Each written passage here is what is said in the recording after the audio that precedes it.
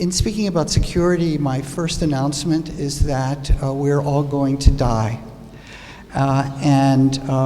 That's probably news to nobody who is here.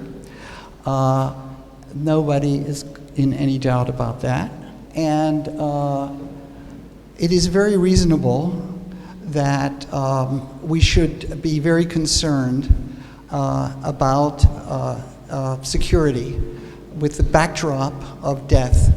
And so for me, the question is always, how is this anxiety, this fear, channeled and made part of people's lives through organizations, through politics, and through instruments, physical instruments of daily life?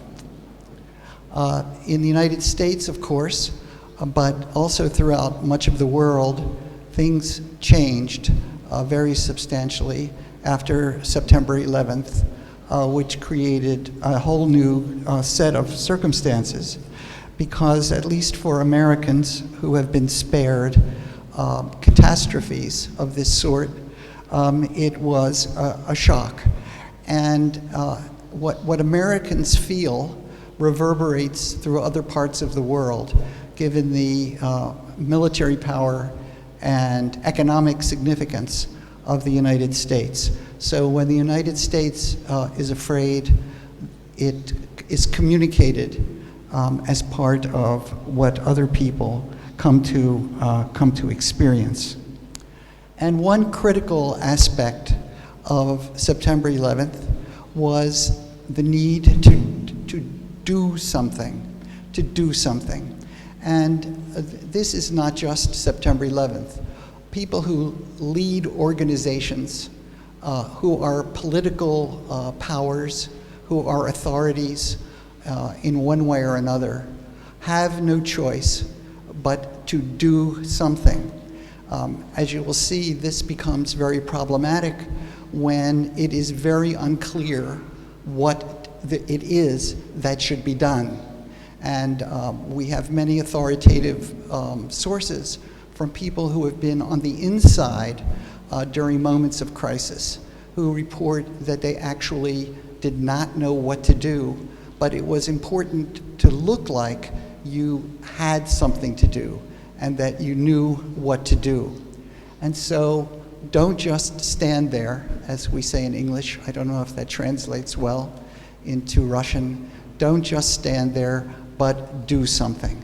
And so there is no choice but to make a move. Maybe we could, if the lights could be dimmed, that might be a good thing.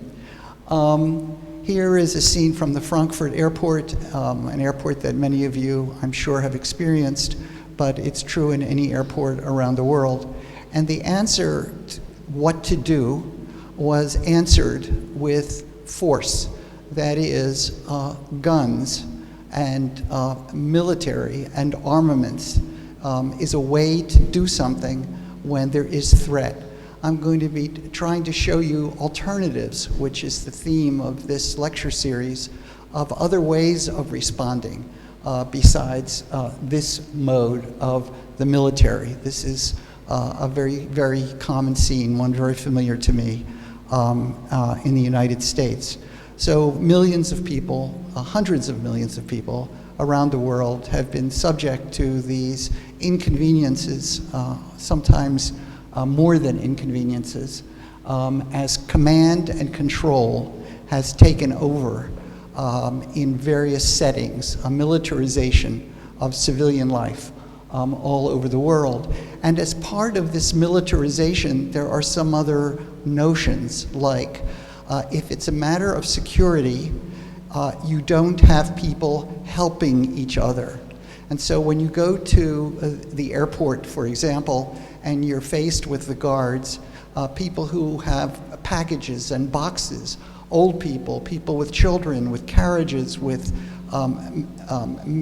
toys of the children, they do not get help because security is segregated from other aspects of life. If it's about security, that's all we do. That hasn't always been true. So for example, in London, during the bombing of London, the wardens of the neighborhoods did all kinds of things besides military things. They helped out pregnant women. They helped people get into the shelters. They entertained children. No helping, no touching, excuse me, and no jokes, especially no jokes about security itself. And some people who have told jokes have gotten arrested. I know numbers of cases in France and in the United Kingdom, and you risk certainly missing your plane, if nothing else. So here is what a check-in does. This has been much decreased in world airports, but check-in gathers up people and a crowd, and this becomes part of the larger story, which is anything that gathers up a population and creates lines, queues, risks creating a target itself. This is from Israeli security. And the Israelis have the most famous and admired security, admired by security professionals. Israel has only international flights. There are no flights within the country, which simplifies what they do, and they talk a lot, the guards do, with people to try to find out, to trip them up, to see if they are possibly a terrorist or they're not a terrorist. And they engage in ethnic profiling. And so Jews get a separate treatment than non-Jews, and Israelis, especially Israeli Jews, are given favorable treatment. However, in the United States and in other parts of the world, ethnic profiling is not legitimate. However, I'm convinced it is done absolutely routinely. This is the New York subway system, which became another site of security, and I'm going to talk about that in a minute, but I just want to signal that some of the same tactics of inspection that we see at the airports were then done at the subways as well. They're done on a random basis at the subways, and randomly choosing stations to use the technique of stopping people and asking them where they're going and looking inside their purses. This is one of the ridiculous ones because the New York subway system has hundreds of stations, each one sometimes with dozens of entrances. And so a would-be terrorist can just go to another station or even go into another stairway at the same station. Now that kind of absurdity is something that we're going to hear more about. I'm sure you've all heard anecdotes before, but it's something that I'm going to be also drawing attention to. There are certain indignities that go on in this rude apparatus of security. You're connecting ordinary people who are doing all kinds of things, getting dressed up to go out on a date, maybe, meeting someone in another city for an evening out, or who knows what. But these ordinary pleasures and routines of life are interfered with by this really military instrumentation that people meet up with and have no choice but to go through. Technically, in the United States, if you voice your opposition, you will be pulled out of line and you will be subject to a different kind of treatment, and you risk a delay or you risk worse. So people go through it. This is hard on certain people compared to other people. Women, for example, are wearing more jewelry than men are. Old people cannot raise their arms over their heads very easily. There are all sorts of ways in which the apparatus delivers special punishments to different kinds of people depending upon who they are. This is the airport, a modern airport. It's really only, I think, about 10 years old. This is in Denver, Colorado. And in Denver, everyone who's going through security goes through the same place. And that's what you're seeing there in that image, a very, very large gathering of people. I wanted to show you this one because it really does display an irony of security, which is that none of these people that you see in this image have been checked. So more people are waiting to go through security than will ever be on an airplane, and that is uncommon. And so if you were going to blow up a lot of people, the best place to go is to security, because they have gathered up a large crowd of people who are waiting to get on an airplane. And this failure of logic is something that I think permeates the security system and permeates and creates the irony of security. One of the things that security does do is makes people very nervous. And the guards at security are instructed to look out for nervousness, for people who are acting suspicious. And being nervous is supposed to be a signal of suspiciousness, that they may be up to no good.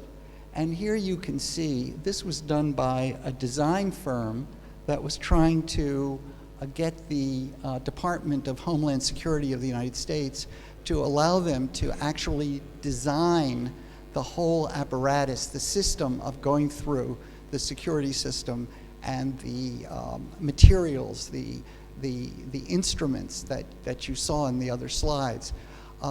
It is overwhelmingly people from the military and the police who make up the security apparatus that stands behind the airports, rather than, for example, let's say anthropologists or sociologists or designers. This is not a realm where design really exists. Just like no joking, no helping, no design either. Those are, I think, effeminate and show weakness compared to the serious business of security. So the design firm, it's a very famous firm called IDEO, tried to convince that, look, it's best to calm the line down. Let us turn this into this. It is easier to spot a shark in calm water than it is in stormy water. And if everyone is nervous, which is what the line often is like, then it will be harder to see people who are nervous because maybe they're up to no good. That, I think, is a very important principle from within the logic of security itself. If you have an old-fashioned idea that there are bad people out there and they're trying to get on the plane to do very bad things, you want to have your line look like the calm sea, not like the stormy sea. So, helping is a way to learn. I said before that security has been separated from help, and it is considered almost the opposite of help. But in fact, when you set up security with no helping, no joking, and those kinds of tumultuous suspiciousness, you have, as the way I put it is, you have disarmed life. And life is the way not only that we find pleasures in our existence by telling jokes, by playing with things, by helping each other or getting help from someone else, it is also the way we become more secure. So everyone who has a child or who has helped a child understands this phenomenon. If you help a child put on his or her jacket, you will learn if the child has a cookie, if the child has a knife, if the child is sick. By helping a child, you learn about the child. And if you could help people with their coat, get it off, put it on at security, you might just learn something. I'm just trying to say that helping people and creating security are not opposites, but instead are complementary, especially if things are set up in the right way. As opposed to, this is an example from China, where they are trying to help the planes to be more secure by teaching the flight attendants kung fu. In the United States, we've had a great problem with shooting in schools and murderers coming into schools. And we had a major event in Norway where children were massively killed by people coming onto the island and shooting everyone dead. The solution, one solution, has been to give the teachers guns. And if you give the teachers guns, then people will become safer. As opposed to what is overwhelmingly agreed on, the truth is the opposite. The more there are guns, the more there will be killings. The airport security regime also leaves open this place where there are large gatherings of people, and is another place where a bomb could occur, or most radically, in a city like New York, Times Square. But these are places that are impossible to control. You can't control access. So a reason why we have so much security at the airport, I believe, is that it's possible to have it. In other words, it's the airport that creates the security apparatus rather than the security apparatus responding to a need at the airport. The airport lends itself to security because it has choke points, points where you can put guards, and it looks like you're accomplishing something. Whereas Times Square and other major squares in the world are impossible to screen the people who go there. And so we really don't have security in any way of the kind of way I've been talking about. I want to travel to the New York subways, where I've done extensive field work, interviewed well over 100 of the, with my colleague at New York University, where I teach ordinarily. This is the way you got into the subways in 1943. And I want to point out some aspects that are very surprising in today's world. First of all, it is very easy to crawl under these chains and sneak into the subway. You can also balance your weight right here on the platforms. The turnstiles are easy to manipulate and get under. They're like arms. So this is an easy system to get into. It's also, however, an easy system to get out of. That is, if there is, for example, an emergency. This is the current system, which my students in New York call the cheese slicer, because, well, it looks like it would be good at slicing cheese.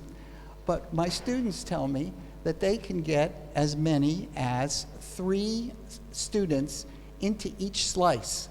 So you slide your card, you go in, and within each of these spaces, right in there, you slide your card to get in, and then you can put as many as 3 young people in each slice and push your way in.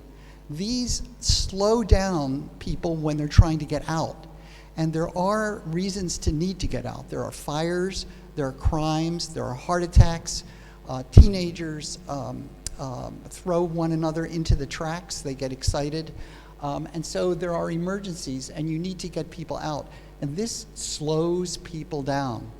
So there had to be something done about it. Here you can see the diagram.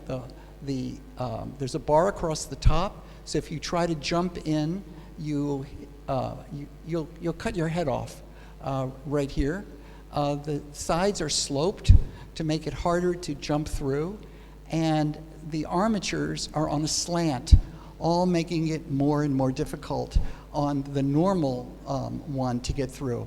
I won't take the time to tell you that there is massive cheating on even this system, because, and this is another kind of principle of security, that whatever you do, there are ingenious ways to get around that and to boost the problem. Once again, there are concrete consequences. Someone is trying to move this chair, is confronted by this, and then their life project comes to an end. It's not possible to do that. There are posters everywhere that say, if you see something, say something. I don't know if in Moscow you have similar campaigns. There exist in London, in Paris, all over the United States. You can't see it very well, but this is a very nice bag under here, quite handsome. I don't know if it came from Prada or where it came from, but this is what you're supposed to report. In fact, when we interview the subway workers, they tell us that if they called the bomb squad like they're supposed to, every time someone shows them something that is suspicious, there would be no subway system. They know that, and so they don't do it. If they see a bag, what do? We ask them, and they said, I kick it. That's what I do, is I kick it. Whereas, this is the subway system where I live. Here you see bags and bags of garbage bags. And those are the New York subway system's own garbage bags. That's the way they empty the garbage.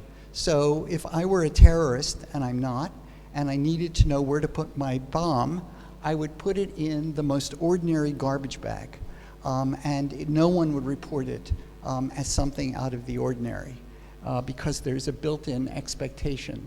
There's another from Ohio, if you see something, say something. What's my solution? So this lecture series is about alternatives. I've already given you one alternative, which is to think about helping not as an alternative to security, but as part of security. And now I give you some other easy remedies. Have a good exit sign.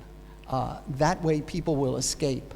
Have good ventilation, now speaking of the subways, because if the air is good, it doesn't matter whether it's a bomb, an ordinary fire, or sarin gas, which happened in Tokyo. It increases the number of people who will escape without harm. And meanwhile, everybody gets better air. So that becomes a clue to a larger principle, which is try to do things, because you don't really know what you're doing anyway, that will make life better for everybody, even if there is no attack, and is no attack in this particular place, which the odds are overwhelming. There is going to be no attack. And these are just some other good lighting, good exits, and station agents, human beings who are around to help out if a problem develops. Those are some of my alternatives. And here I put it in this way: when in doubt, I call it default to decency. That should be your position if you don't know what to do. Do something that will make life better anyway, all the time, for everyone. If you can find that, then you've put anxiety about security to some good use. And we see this. This is the Hong Kong airport. And when I came into Moscow yesterday, I saw the same thing here, which is that if you have nothing to declare, you just go through that line.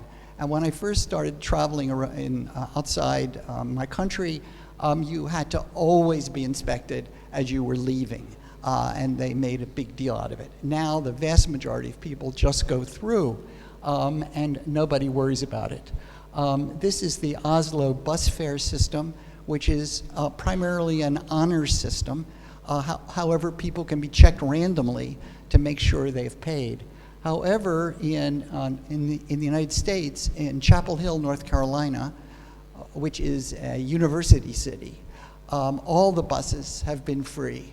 And they just figure that you save so much money by not having to check everyone all the time that you might as well just make it free and dispense with the whole security system altogether. Always looking for a higher ladder. I said before that there are, whatever you do, someone will try and figure out a way to get around it. And the history of the New York subways is very much demonstrates that. This is an actual photograph. This, by the way, did not work. And the people who tried it were found and were arrested. In being introduced, you were told that I have also written about and studied public toilets, something of which I'm proud about, because if I don't do it, who will? It's something that needs to be told. And this is a scene from Great Britain. I think it's London, I've now forgotten. And in Britain, as in the United States, they have closed the great majority of, well, about half of them in Britain have been closed down. And they've been closed out of fear that people will do things inside them that are a problem. They may vandalize, they may do drugs, they may have sex, homosexual sex in particular. And to stop that, you just close them down. Now, again, there's a moral to the story, because then what it means is that nobody can go to the bathroom. And we don't have a tradition in the United States of bars and pubs and restaurants allowing everybody to go. It's a weak tradition. And so it means that because you don't want certain people to do things, we punish ourselves and create this problem. This is an American public restroom. This is on the interior. And wherever you go in the United States, you'll find almost exactly this setup. And what you can see here is a very strange phenomenon, which is there's a lot of space below, a lot of space above, and you can't see very well, but the walls never quite meet the pillar. You see that? There's an open space all along there. So it means that in this space, where it is very important to have privacy, visual privacy and sound. You don't want anyone to hear you. Well, that's not going to work. But it does mean that we can figure out if somebody's doing something in there they're not supposed to be doing. In fact, they do them anyway. And there are many, many interesting accounts. And in question period, if you ask me, I'll give you some very funny and amusing ways that people, for example, have sex in these places without it being noticed. So this is the American way of dealing with this problem of privacy and surveillance, where it's a great tension between the two of them. This is back to the United Kingdom, to Britain. To deal with drugs, what they've done is put in ultraviolet lights. And this makes it very hard to see your veins. So if someone is going to try to inject substance into their veins, they're going to have a problem. What does this mean? What does this accomplish? Well, according to one version, what it means is that people will go somewhere else to inject their veins. And it'll be less hygienic if they do it in the alleyway. Another thing they may do is just cut themselves up very badly, which means then that blood goes around, and if the blood is diseased blood, the possibility of transmission is greater. If they go do it in the alley, the chance of them being able to wash their syringe is lessened, and so the chance of disease is greater. And then there's this other thing. I've been in these bathrooms, and they, not to do drugs, but on research. And what you see is that it's horrible. This is horrible light. So in order to deal with the fact that some people are doing something bad, you lessen the quality of life for everyone else, as at the airports. And I think this is an ongoing principle of security, as at the retreat from civil liberties in the United States and Europe. Because of what some people might do, everyone does without something that would be good. So ugly light for all, bloody mess for the injectors, higher chance of disease. And also, there are people who have to inject drugs because they take insulin, for example. They also now are deprived. Special problems for people that are not apparent, as opposed to dealing with it this way. If you know that this is where people are doing drugs, then this is where you should set up a needle exchange. So rather than make it harder for people to do drugs at this place, make it easier for them to do drugs in this place as a way of solving a public health problem of transmission of disease through drug injection. You know that's where they are, so that's where you should have machines that dispense needles, and these machines exist.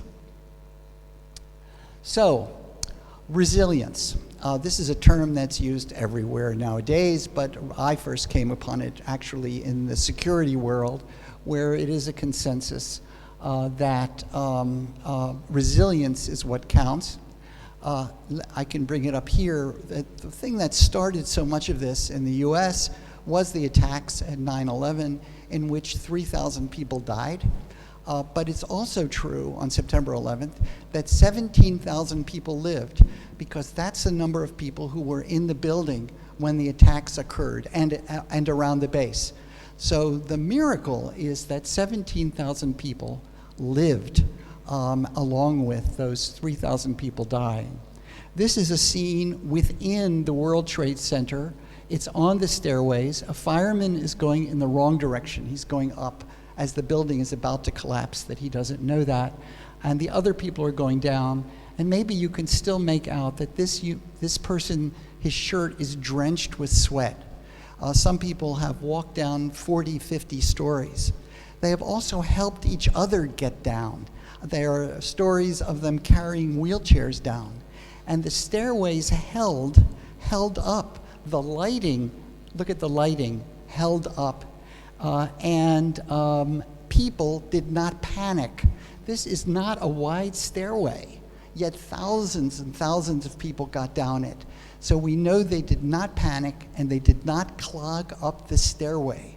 That's something else that we learn more and more about catastrophes, is that people often, very often, respond in an orderly and helpful way.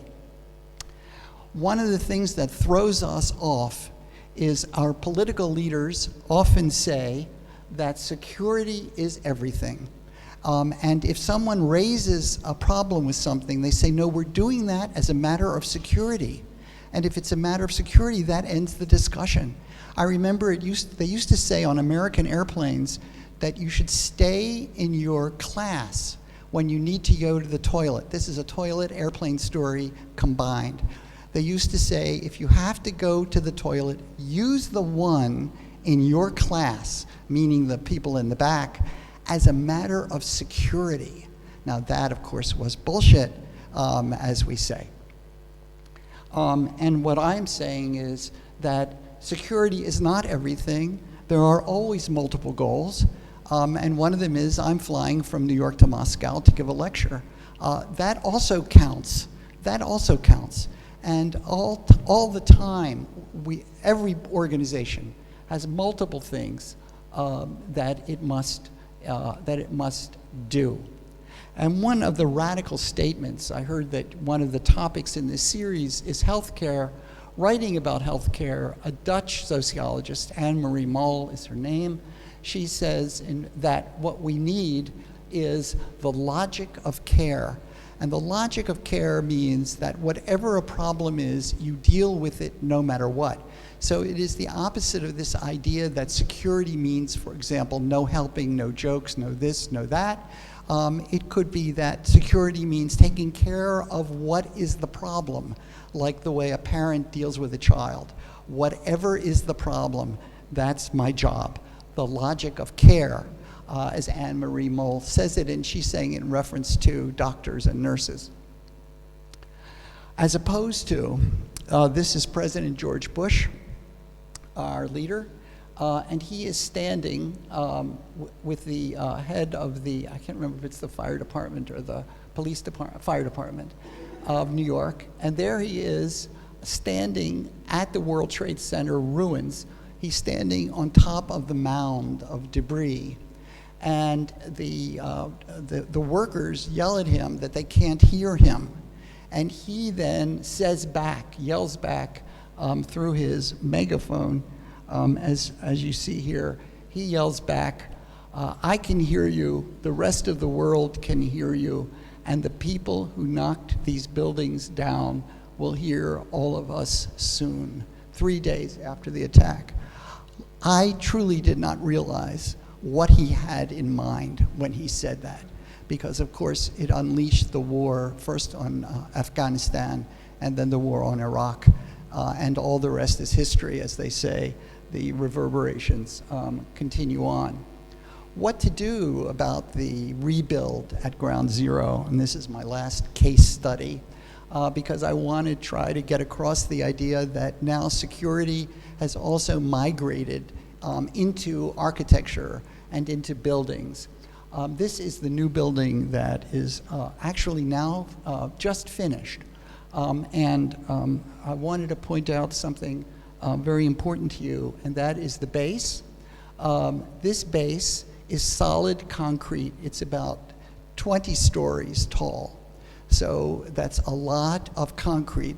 And the reason for that is because at the last minute, the police said that the building could not be offices or public space here because of the danger of truck bombs, of trucks coming close to the building and setting off bombs.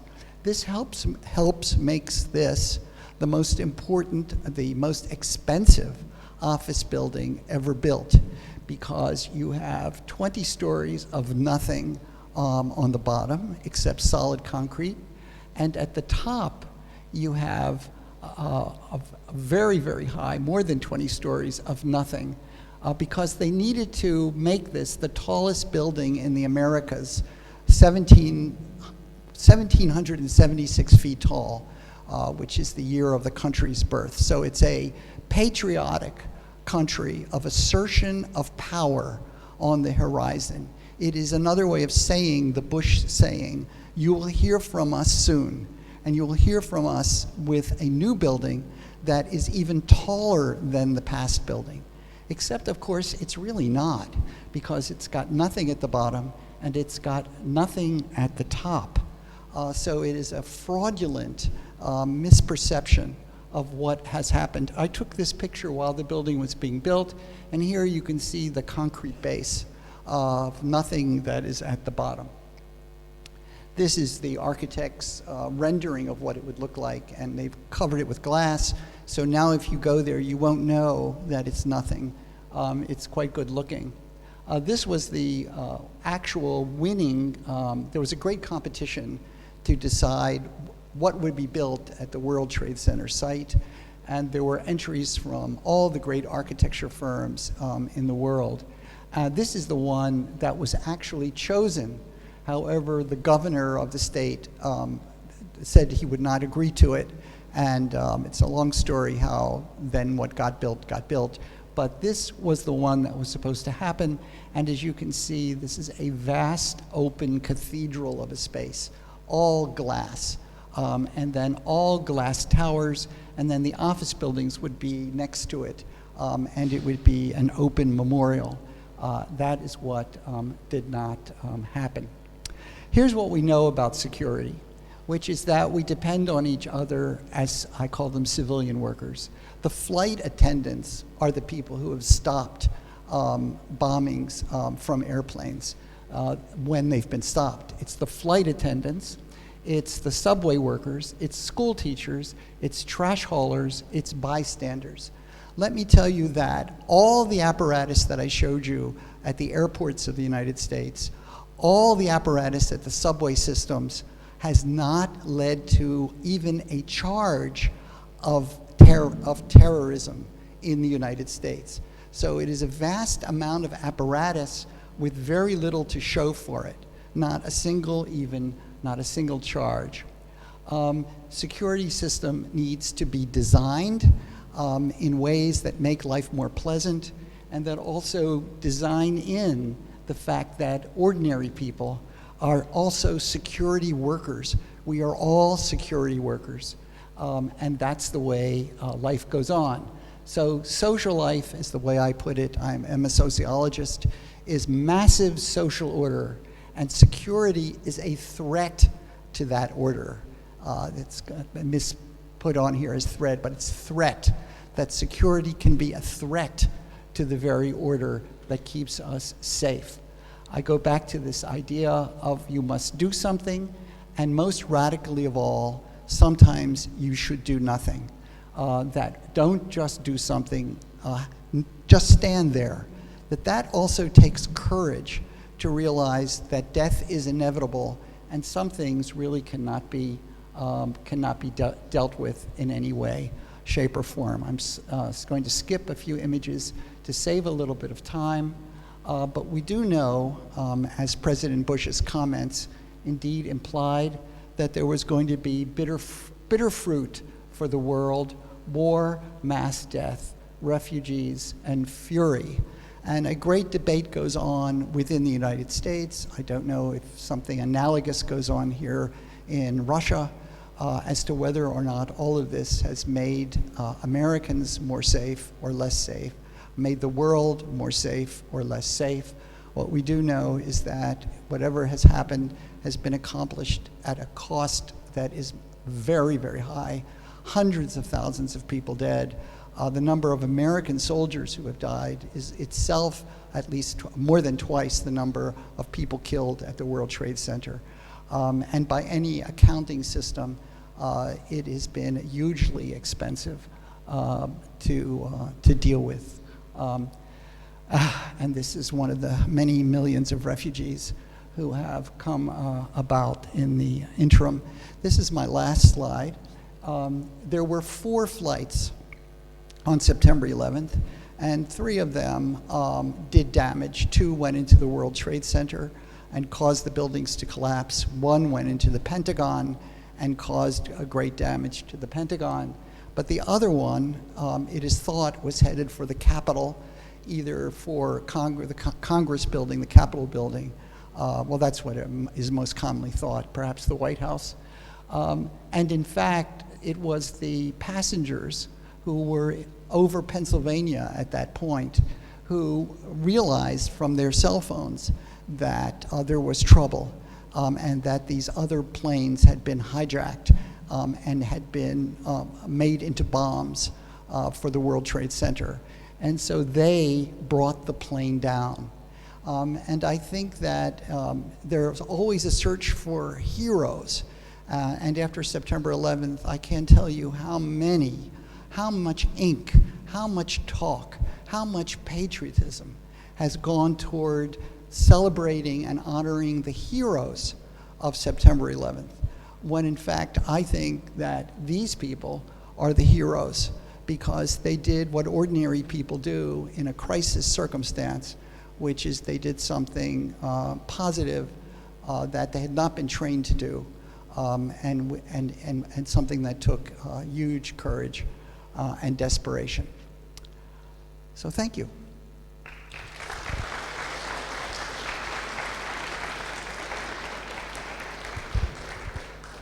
So I'm told the floor is open if someone has questions. And I have ways to translate some help. First of all, thanks so much for your wonderful lecture. My question is basically about guns. So at the very beginning of your lecture, you said that more guns mean more crime. But well, as far as I know, as concerns the United States, the safest states are also the most armed ones. And those mass shootings you referred to, all of them took place in the places which were legally guns-free zones. That means there was not a single legally armed person who could have been the first responder to the criminal. So don't you think that there is some sort of contradiction in that statement? Thank you. So this is a question made for social science, and it raises the problem that of the correlation, and that correlation is not the same as causation. The states that are most pro-gun are also the most rural of our states, and they tend to have the lowest crime rate, they have the lowest urbanization rates, and I think that's the source of the correlation between the presence of guns and the low level of violence. The violence from guns occurs not only because people shoot each other, but also because people shoot themselves accidentally, shoot their children accidentally, children shoot their parents accidentally, and this is the great use of guns in homes that is a huge problem, and it obviously doesn't have anything to do with where or anything like that. Вопрос в том, что сам страх перед системой безопасности, страх быть пойманным для террориста, для предполагаемого террориста, быть может, этот страх может предотвращать определенный ряд терактов еще на стадии их зачатка, на стадии планирования, не доводя их до попытки теракта. Возможно ли такое? Превентивная функция системы безопасности такая. Okay. I think I've got the question, and I'm going to try to answer it as well as any other possible ways in which the question could be asked. So I think that there is terrorism, and there's terrorism all over the world. We make a big mistake by thinking that terrorist is a kind of human being, as opposed to a situation in which things are different. So the man who went in Norway and gunned down all of the young people, that sometimes is called a terrorist. In the United States, there was a right-wing gun person in Oklahoma who blew up a federal building, a government building, and he's called a terrorist, which makes him the same as all the terrorists through history. But there have been terrorists through history. The founding of the United States had acts of terrorism against the British. The founding of Israel happened through acts of terrorism. I don't know what Napoleon did. I can't tell you about Napoleon and terrorism. But terrorism keeps happening, and the specifics of the goals are different in each place. And by calling it all terrorism and thinking we have to stop the terrorists as though they're a brand, as though they're a kind of country, is, I think, to intellectually have just the whole wrong idea. There are specific situations and circumstances. So Russia, for example, is being attacked periodically due to domestic or not domestic, and that's the great debate, separatist movements within the country. Within the United States, we don't have that. So to call them both terrorist acts just to me makes no sense. So how do we deal with them? I think that in many contexts, give peace a chance. John Lennon again. Why not do that? If you're not sure of what to do, if you don't seem to be solving the problem with guns, then see, that's it. I think of John Lennon as speaking in statistical probabilistic terms. That is, if nothing else, all this doesn't work. And we've just been through a century of horror, a century of horror.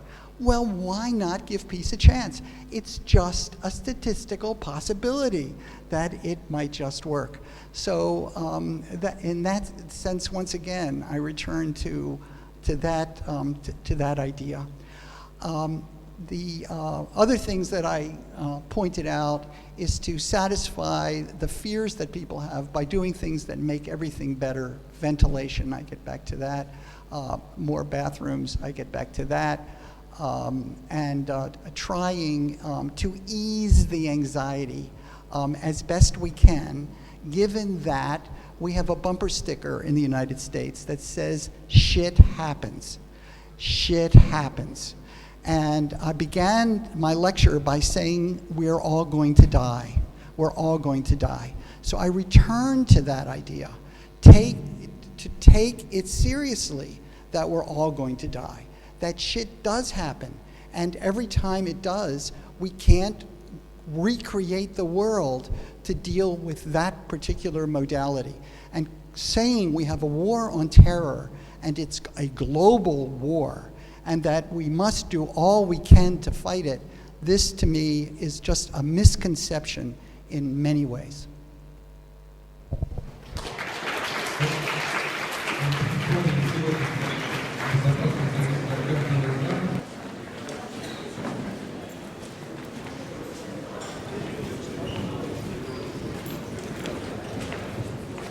Да,